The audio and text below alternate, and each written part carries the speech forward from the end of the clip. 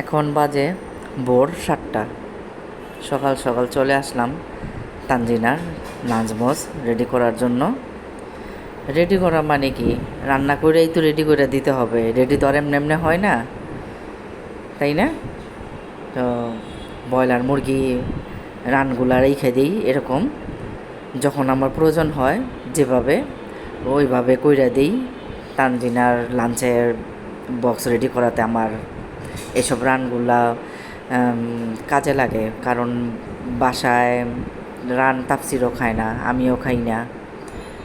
তো ওই কারণে ওই একটা রান বের করলে অনেক বড়, তো 2-2.5 কেজির উপরে ছিল মুরগির ওজনটা।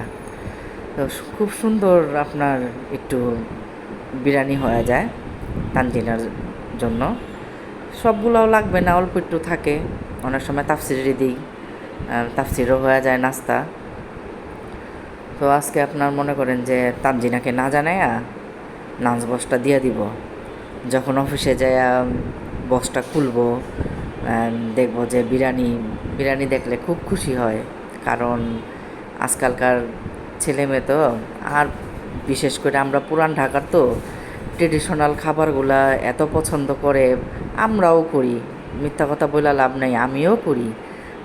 ট্রেডিশনাল খাবারগুলো আমাদের সবার কাছে খুবই প্রিয়, সব ভাল লাগে। বিরিয়ানি বলেন, কাচ্চি বলেন, রোস্ট বলেন, পোলাও বলেন, সবই ভাল লাগে। অনেক সুন্দর হয়েছে, তাই না?